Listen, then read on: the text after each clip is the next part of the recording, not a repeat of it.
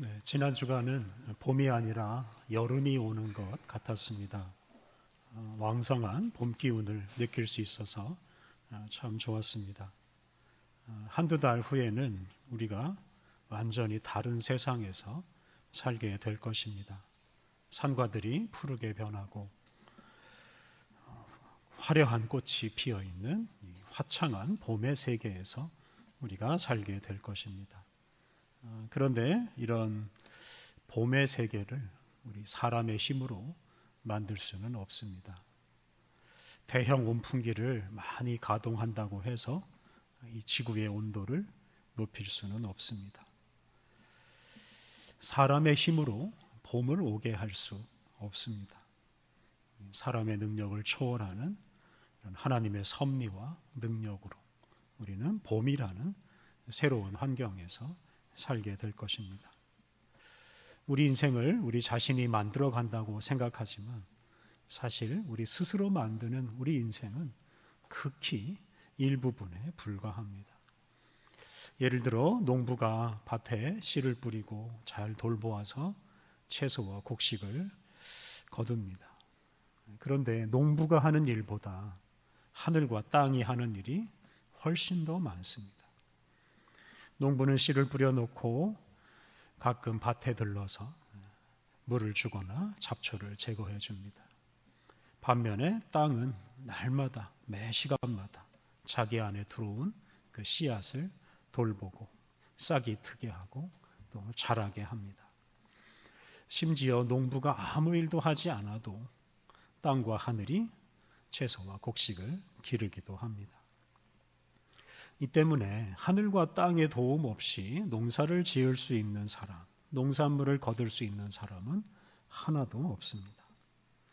천지 만물을 통해 베풀어 주시는 하나님의 이런 큰 은혜 없이 살 수 있는 사람은 하나도 없습니다. 우리가 봄을 맞이하면서 우리가 하나님의 은혜로 살고 있고 또 하나님께서는 우리가 상상할 수도 없는 그런 좋은 세상, 큰 미래를 우리를 위해서 만들어 가시고 있다는 이런 믿음과 소망을 우리가 굳게 해야 하겠습니다. 우리는 요즘 참 불안한 날들을 보내고 있습니다. 우리나라의 이 계절을 겨울로 되돌리려고 하는 것 같은 어리석고 불의한 일들이 끊이질 않습니다. 국내외에서 좋지 않은 일들이 많이 일어나고 있는데 이것에 우리가 제대로 대비하지 못해서 나라가 망하는 것은 아닌가 하는 두려운 마음이 들 때도 있습니다. 하지만 어리석고 불의한 우리 사람의 행위보다 지혜롭고 의로운 하나님의 행위가 더 위대합니다. 사람들이 비록 계절을 겨울로 되돌리려고 하는 것 같은 어리석은 일들을 벌이지만 그렇다고 해서 그들이 봄이 오는 것을 막지는 못합니다. 겨울과 같은 현재의 혼란과 어두움은 결국은 다 사라질 것입니다. 그리고 의로우신 하나님의 뜻이 이루어지고 화창한 봄날 같은 시대가 우리에게 찾아올 것입니다. 어둡고 혼란스러운 시기를 보내는 우리가 이런 소망을 품고 오직 하나님의 뜻을 따라 살면서 불안해하고 두려워하는 사람들에게 힘을 주어야 하겠습니다. 얼마 전에 우리 예배당 옥상에 태양광 패널을 설치했습니다. 시간당 3kW 전력을 생산하는 패널을 2개 설치했습니다. 처음이라서 그런지 태양광 패널이 전기를 만들어내는 게 너무 신기해서 매일 서너 번씩 옥상에 올라갑니다. 그 태양광 패널 옆에 전기 생산량을 표시하는 계기판이 있습니다. 햇빛이 가장 강하게 비칠 때 그 패널 하나가 시간당 3kW 전기를 만들어냅니다. 햇빛이 약하면 이제 그것보다 적은 전기를 만들어냅니다. 그래서 온종일 해가 비치는 날에 그 패널 하나가 대략 하루에 10kW 전기를 만들어내고 패널 2개니까 하루에 30kW씩 전기가 만들어집니다. 이렇게 햇빛이 전기 에너지로 만들어지는 과정을 확인하면서 하나님께서 이 태양을 통해 해를 통해 우리에게 베풀어 주시는 은혜가 얼마나 큰지를 또 새삼 묵상하게 되었습니다. 태양이 이 지구 생태계에 미치는 영향은 정말 말로 할 수 없이 큽니다. 해가 없으면 이 지구에 생명체가 존재할 수 없고 사실은 지구 자체가 존재할 수가 없습니다. 하나님께서 해를 통해 우리 사람에게 베풀어 주시는 은혜가 얼마나 큰지 모릅니다. 우리가 이 은혜 없이는 살 수 없고 우리에게 베풀어 주신 하나님의 이 은혜를 우리가 결코 잊지 않아야 하겠습니다. 오늘 우리가 봉독한 말씀은 자기 자신이나 다른 사람을 의존해서 자기 인생을 만들려고 하지 말고 우리에게 큰 은혜를 베풀어 주시는 하나님에 대한 믿음을 고백하며 살라고 권면하는 말씀입니다. 오늘 읽은 구약의 말씀 창세기 15장 말씀은 하나님께서 아브라함에게 나타나셔서 복을 주시겠다고 약속하는 말씀입니다. 이 아브라함의 본래 이름이 아브람입니다. 그래서 창세기 17장을 보면 아브람이 99세가 되었을 때 하나님으로부터 아브라함이라는 새로운 이름을 얻습니다. 오늘 본문은 그 아브람이 아브라함이라는 새로운 이름을 얻기 이전 이야기입니다. 우리가 잘 아는 창세기 12장 1절부터 3절을 보면 하나님께서 아브람을 부르시고 그에게 큰 복을 약속하십니다. 하나님은 아브람의 후손을 번성하게 해서 큰 민족을 이루게 하시고 그리고 그 아브람의 후손을 통해 온 세상에 복을 주시겠다고 약속하셨습니다.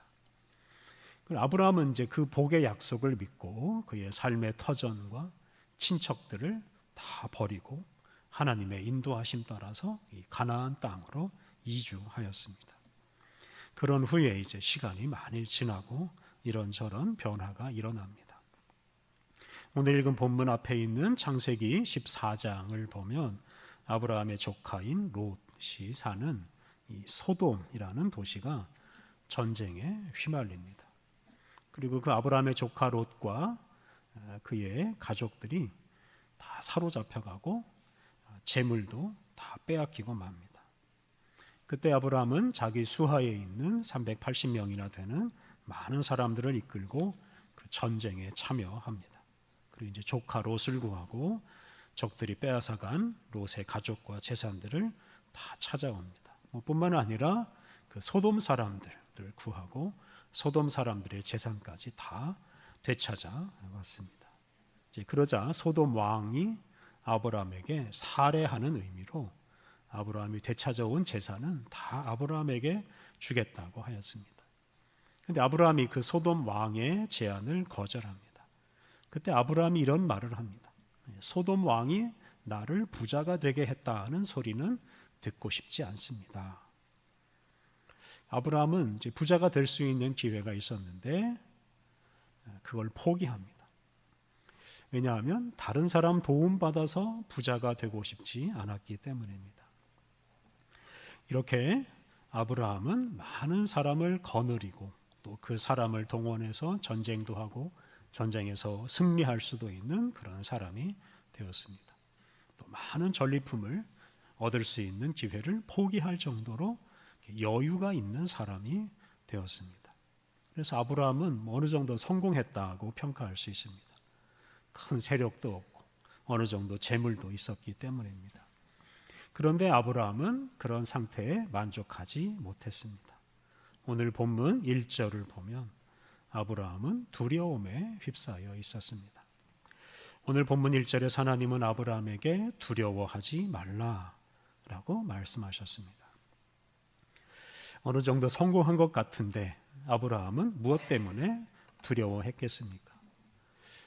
이것은 창세기 12장 1절부터 3절에 나오는 하나님께서 아브라함에게 약속하신 복과 관련되어 있습니다. 거길 보면 하나님께서 아브라함에게 두 가지 복을 약속하셨습니다. 첫째는 땅에 대한 약속입니다. 하나님은 아브라함에게 내가 내게 보여줄 땅으로 가라고 하셨습니다. 이것은 아브라함이 정착할 땅을 주시겠다는 뜻입니다. 두 번째 복은 후손을 주시겠다는 약속입니다. 하나님은 아브라함에게 그의 후손이 큰 민족을 이룰 것이다 라는 복을 약속해 주셨습니다. 이렇게 하나님께서 아브라함에게 땅과 후손을 약속해 주셨는데 그 약속이 실현되질 않았습니다. 아브라함은 자기 땅이 없어서 이곳저곳을 떠도는 유목민 생활, 또 나그네 생활을 계속했습니다. 그리고 그에게는 자녀가 하나도 없었습니다. 오늘 본문 2절과 3절에서도 아브라함은 자기에게 자녀가 없는 것을 한탄하면서 하나님의 도움을 요청했습니다. 아브라함은 하나님의 약속을 믿고 그의 삶의 근거지와 친척들을 떠나서 가나안 땅으로 이주했지만 땅이나 후손에 대한 하나님의 약속이 실현되지 않았습니다. 그리고 그것 때문에 아브라함은 불안해했고 두려워했습니다. 평생 남의 땅을 전전하다가 후손 하나 남기지 못하고 자기 인생이 끝나는 것은 아닌가 하는 두려움에 빠진 것입니다. 그런 아브라함에게 하나님께서 이렇게 말씀하십니다. 1절 하반절 말씀, 아브라함아 두려워하지 말라. 나는 내 방패요 너의 지극히 큰 상급이니라. 하나님은 당신이 아브라함의 방패요 아브라함의 지극히 큰 상급이라고 말씀하셨습니다. 하나님이 아브라함의 방패가 되신다는 것은 하나님이 아브라함을 보호해 주신다는 뜻입니다. 아브라함에게 380명이나 되는 많은 사람들이 있었지만 그들이 아니라 하나님께서 아브라함을 지켜주시겠다고 말씀하십니다. 그리고 하나님께서는 아브라함의 지극히 큰 상급이라고 하셨습니다. 하나님께서 아브라함에게 주어지는 가장 큰 상이다라는 뜻입니다.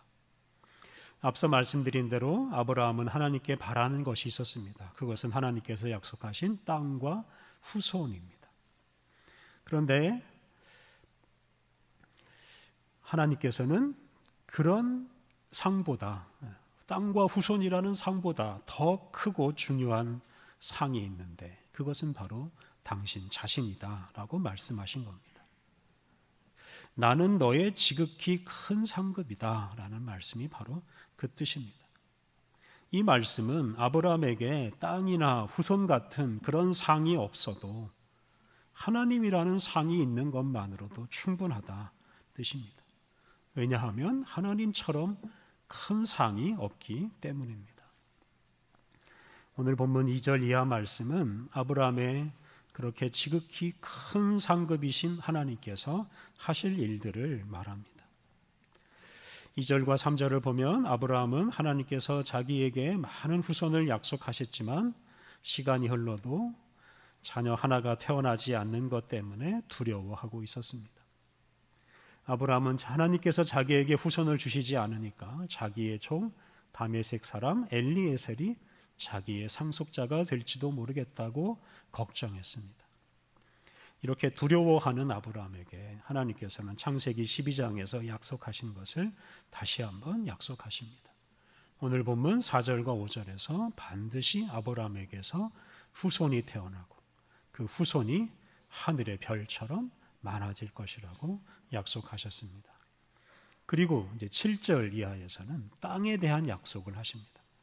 비록 많은 시간이 걸리겠지만 아브라함의 후손들이 반드시 그 가나안 땅에서 살게 될 것이라고 약속하셨습니다. 이렇게 아브라함의 지극히 큰 상급이신 하나님께서 아브라함에게 후손과 땅을 주실 것이라고 약속해 주셨습니다. 하나님은 이렇게 약속해 주실 뿐만 아니라 의심하는 아브라함에게 한 가지 증거를 보여주십니다.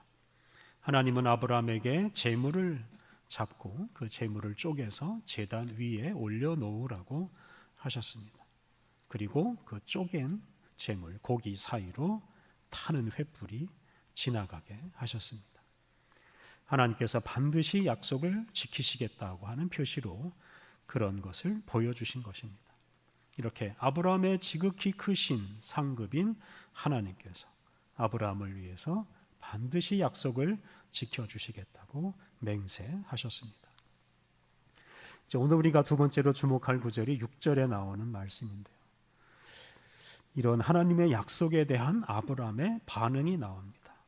6절 말씀 제가 다시 봉독하겠습니다. 아브라함이 여호와를 믿으니 여호와께서 이를 그의 의로 여기시고, 아브라함은 자신에게 두려워하지 말라고 말씀하시고 또 복을 약속해 주시는 하나님을 믿었습니다. 땅이나 후손이 없어서 두려워하고 불안해하던 마음을 내려놓고 하나님을 믿었습니다. 당신이 지극히 큰 상급이라고 하신 그 하나님의 말씀을 그는 믿었습니다. 이 믿음이 얼마나 소중한지 모릅니다. 6절 하반절에 나오는 대로 하나님은 아브라함이 당신을 믿는 것을 아브라함의 의로 여기셨습니다. 그러니까 하나님에 대한 믿음이 아브라함의 의가 된 것입니다. 의가 있다라는 것은 의인이 된다라는 뜻입니다. 근데 본래 의는 어떤 의로운 행위 또는 어떤 공로가 있어야 합니다. 특히 의로운 행위와 어떤 큰 공로 덕분에 하나님 앞에서도 당당하게 부족함이 없이 설 수 있는 사람이 바로 의인입니다. 그런데 아브라함에게는 하나님 앞에서 내세울 만한 어떤 의로운 행위가 없었고 어떤 공로도 없었습니다. 그럼에도 불구하고 하나님은 아브라함이 당신을 믿은 것을 중요하게 여기시고 그것을 아브라함의 의로 여기셨습니다. 그것을 아브라함의 의로 삼아주셨기에 아브라함은 하나님 앞에서도 떳떳하게 설 수 있는 의인이 되었습니다. 오늘 본문에서 우리가 주목할 것이 바로 이 두 가지인데요. 첫째는 하나님이 아브라함의 지극히 큰 상급이시라는 것이고, 둘째는 아브라함이 하나님을 믿은 것이 아브라함의 의가 되었다는 것입니다. 아브라함에게 가장 중요한 상은 땅이나 후손이 아니고 하나님입니다. 아브라함은 땅이나 후손보다 하나님을 더 중요하게 여겼습니다. 이 당시 아브라함에게는 땅도 없고 후손도 없었습니다. 그런데 아브라함은 그것을 개의치 않게 되었습니다. 아브라함은 전리품을 얻을 수 있는 기회가 있었지만 사람 때문에 부자가 되기 싫다, 사람 때문에 부자가 되었다는 말을 듣기가 싫어서 그것을 거부했습니다. 아브라함이 이런 결단을 할 수 있었던 가장 큰 이유는 그에게 지극히 큰 상급이신 하나님이 계시기 때문입니다. 아브라함은 하나님이 자기에게 주어진 가장 큰 상이고 가장 큰 복으로 여기며 살았습니다. 이것이 바로 아브라함의 믿음으로, 하나님에 대한 믿음으로 표현되었습니다. 아브라함은 하나님에 대한 믿음을 고백했습니다. 그리고 하나님은 그것을 아브라함의 의로 여기셨습니다. 하나님은 아브라함이 당신을 믿은 것을 가장 소중하게 여기셨습니다. 그리고 하나님은 당신을 지극히 큰 상급으로 여기고 당신을 믿은 그 아브라함을 의인으로 인정하시고 그와 늘 동행하셨습니다. 그리고 그에게 약속하신 것을 결국은 다 이루어 주셨습니다. 그리하여 아브라함을 통해서 거대한 이스라엘 민족이 생기고 그 후손 가운데서 예수님이 세상에 태어나시고 그 아브라함의 후손 예수님을 통해서 온 세상 모든 민족이 복을 받게 되었습니다. 오늘 본문 이후에도 시간이 10여 년이나 더 흐른 뒤에 아브라함에게 이삭이라는 아들이 태어납니다. 그리고 500여 년이 흐른 뒤에야 아브라함의 후손들이 가나안 땅에서 살게 됩니다. 당시 아브라함에게는 이런 미래가 잘 보이지 않았을 것입니다. 하지만 그에게 믿음이 있었습니다. 하나님께서 그에게 약속하신 것을 반드시 이루어 주실 것이라는 믿음, 특히 하나님이 그에게 주어진 가장 큰 상급이라는 믿음이 있었습니다. 이런 믿음을 가지고 아브라함은 후손도 없고 땅도 없는 그런 혼란스럽고 어두운 시기를 잘 견디고 이겨냈습니다.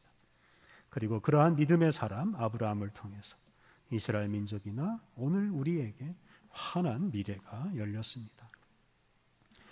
사랑하는 성도 여러분, 우리 사람의 행위보다 하나님의 행위가 더 위대합니다. 우리 자신이나 다른 사람을 믿는 것보다 하나님을 믿는 것이 더 중요합니다.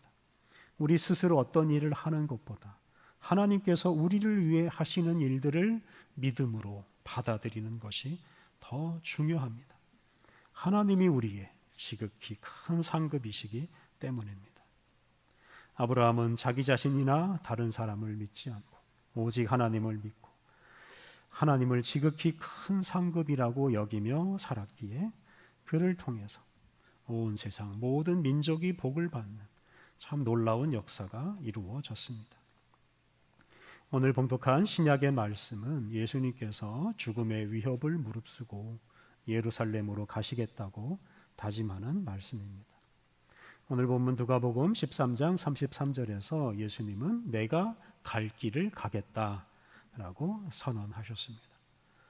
예수님은 예루살렘에 당신을 죽이려고 하는 사람들이 많이 있다는 것을 아셨지만 그 예루살렘으로 가는 길을 멈추지 않으셨습니다. 그리고 예루살렘으로 가셔서 고난을 받으시고 죽으셨습니다. 이러한 예수님의 삶이 무모해 보일 수 있습니다. 그렇다면 예수님은 왜 그렇게 무모한 일을 하셨겠습니까? 예수님은 고난받고 죽는 것을 당신의 사명으로 여기셨습니다. 예수님은 하나님께서 당신에게 주신 사명을 이루는 일에만 집중했습니다. 예수님은 당신을 세상에 보내신 하나님을 믿고 하나님께 모든 걸 맡기고 당신을 죽이려고 하는 사람이 가득한 예루살렘으로 가셨습니다. 또 그곳에서 하나님께 모든 걸 맡기고 하나님을 믿고 고난받고 죽는 것을 회피하지 않으셨습니다. 이렇게 예수님은 당신에게 사명을 주신 하나님을 믿고 고난과 죽음의 길을 가셨습니다.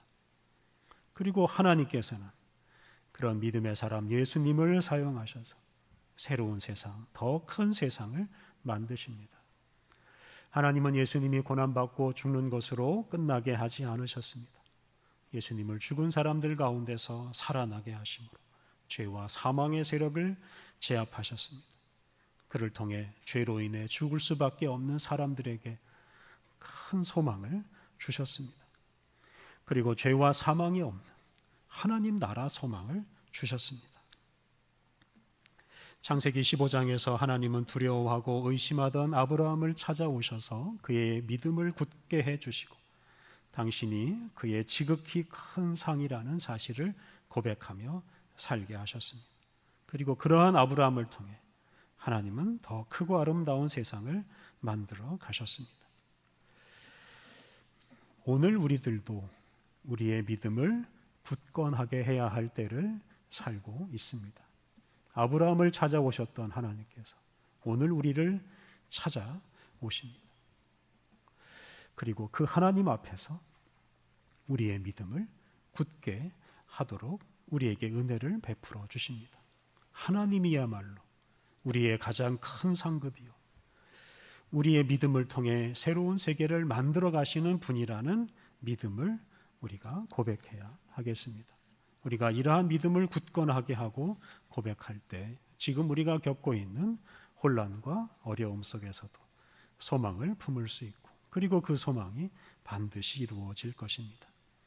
우리 자신과 이 세상의 한계에도 불구하고 더 아름다운 세상을 이루어 가시는 우리 하나님에 대한 믿음을 굳게 하고 더 크고 아름다운 세상을 꿈꾸면서 살아가시기를 바랍니다.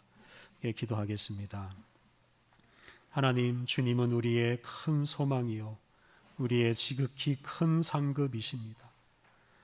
우리의 지극히 큰 상급이신 주님에 대한 믿음을 굳게 하고 고백함으로 어둡고 혼란스러운 시대에도 소망을 잃지 않게 하옵소서. 하나님, 연약한 우리 자신이나 어떤 다른 사람을 의지하지 않게 하옵소서.